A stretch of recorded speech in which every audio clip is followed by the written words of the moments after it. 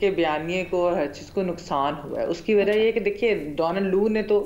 हमें कोई वो नई बात तो नहीं बताई, ये तो बात दुरुस्त है। उन्होंने हमें वही बात बताई है जो इस प्रोग्राम में कई बार हो भी चुकी है, कि साइफ़र के बारे में जो इमरान खान साहब कहते थे, वो एक हकीकत नहीं फसाना था। और डोनाल्ड लू ने तो उसको कहा कि ये कॉन्स्पिरेसी एक मुकम्मल झूठ है। उन्होंने तो ये अल्फाज जो है सख्त इस्तेमाल भी किए। लेकिन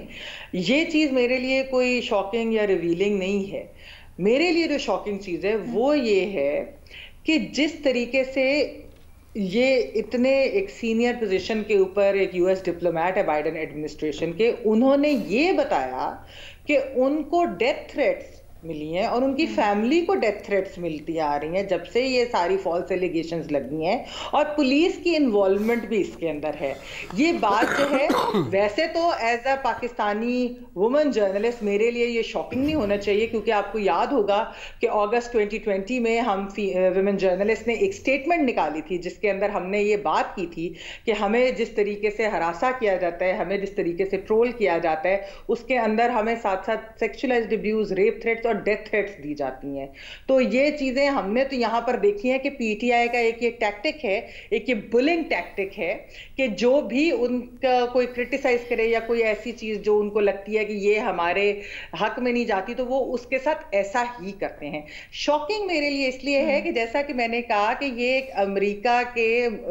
जो है वो असिस्टेंट सेक्रेटरी ऑफ स्टेट है, उनको एक साइफर की कॉन्स्पिरेसी के ऊपर और उनकी फैमिली को डेथ थ्रेट्स देनी शुरू कर दी। तो एक तो ये मैं जरूर कहूंगी कि पाकिस्तान में जो लोग बैठे हैं, जर्नलिस्ट हैं, वैसे इनके जो क्रिटिक्स हैं, अपोनेंट्स है पीटीआई के, उनको वैसे सलाम कि वो ये सब कुछ जो है कितने सालों से बर्दाश्त कर रहे हैं। लेकिन मसला ये अलीना होता है इस बुलिंग टैक्टिक का कि ये एक हद तक तो, एक लेवल तक तो ये काम करती है, कुछ लोगों पर तो ये काम करती है, लेकिन जब इनको कॉल आउट किया जाए या उस बुलिंग का जो है उससे एक बड़ा बुली आ जाए जो इनको जो है फिर वो सबक सिखाता है, तो फिर इनके साथ जो है ना वो एक मसला हो जाता है। अब मसला क्या है कि पीटीआई के बारे में एक ये इमेज बन गया, एक तासुर बन गया कि वो कोई किसी से आप पॉजिटिव एंगेजमेंट नहीं करेंगे जब तक कि ये उनके हक में ना कोई चीज है। अच्छा, अब इलेक्शन के ऊपर भी मैं जो है बात करना इसलिए चाह रही हूँ। एक तो बयानिया का तो यहाँ हो गया, दूसरी चीज मैंने आपको कहा कि मुझे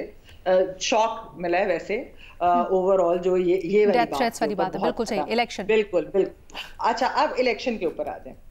अच्छा, इलेक्शंस का अलीना उन्होंने जो बात की, उन्होंने कहा कि ये इरेगुलरिटीज भी थी जिस तरह बाकी इलेक्शनों के अंदर भी उन्होंने बताया कि पाकिस्तान के अंदर किस तरह होते हैं, इन्वेस्टिगेट भी होना चाहिए। इंटरेस्टिंगली जो उन्होंने बात की वो ये थी कि ये कंपेटिटिव इलेक्शंस थे, यानी कि एक पार्टी जो बिल्कुल डिसएडवांटेज पे रही होगी, लेकिन उसके बावजूद उसने सबसे ज्यादा जो है नेशनल असेंबली के अंदर सीट्स भी जीती हैं, उनकी जो है एक सूबाई हुकूमत भी है। तो दुनिया को जो चीज नजर आती है लीना वो ये है कि जिस तरह जो एक पीटीआई का पूरा एक बयानिया होता है ना कि अनप्रेसिडेंटेड धांधली होगी, इतनी ज्यादा धांधली तो हमने कभी जिंदगी में नहीं देखी, और ये इस तरह की जो चीज होती है ना, उससे क्या होता है कि वो दुनिया ये बताती है, दुनिया ये देखती है कि पहले भी ये चीजें हो चुकी हैं। ऐसा नहीं है कि पाकिस्तान में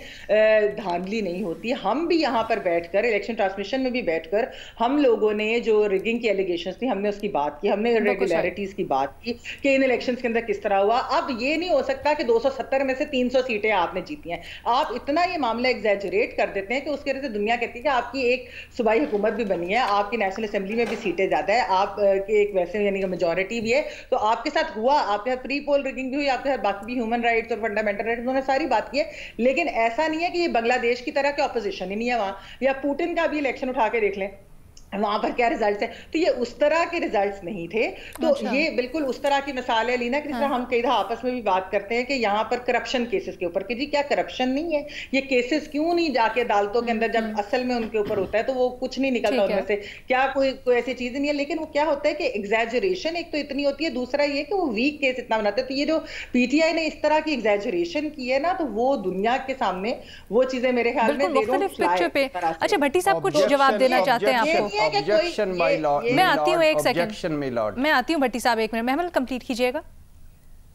जी, जी, मैंने कहा लीना कि हमने तो यहाँ पर बैठकर बहुत क्लोज़ली ये सारे इलेक्शंस देखे हैं। हमने 2002 के इलेक्शंस भी देखे हैं, 2008 के भी देखे हैं, 13 के अंदर भी हमने देखा कि वो जो एक रिलेटिवली फ्री एंड फेयर था, उसके ऊपर भी इमरान खान साहब ने कितनी बड़ी 35 पंक्चर कहकर बाद में कहा सियासी बयानिया है, और 2018 भी हमने आरटीएस बैठते हुए देखा। तो ये जो चीज़ें हैं ना, मेरे ख्याल में देखिए, बिल्कुल हम भी ये कहते हैं कि ये एड्रेस होनी चाहिए कंसर्न्स, क्रेडिबल तरीके से पाकिस्तान के अंदर इनको पूरा इन्वेस्टिगेट करना चाहिए, लेकिन एग्जैजरेशन इस दफा ज्यादा है। तो मेरे ख्याल में तो नहीं, वो बात वही है कि वो कह रहे हैं कि हमने वो स्टार्ट हुए थे लीना, पता नहीं कहाँ 150 से 140 से 180 पे चले गए, फिर 200 चले गए, अब 200 से ऊपर, अब वो कहे पूरी मतलब 270 में से 300 दे दो, ये वाला सीन हो रहा है ना। तो वो जरा, ये नहीं मैं कह रही कि बेइज्जतियों की तो बात सब करते हैं, तो अमेरिका ने भी वो बात की है, डोनाल्ड लू ने भी वो बात की है, बाकी भी जो लोग हैं वो इस चीज के। और एक और चीज रीना, एक अमेरिका के ऊपर जो है हमारे यहाँ एक अनफॉर्चुनेटली एक पूरा ये बन चुका है कि एक एंटी अमेरिकन चीज बहुत सेल करती है, लेकिन अगर आप कल की हियरिंग आपने देखी हो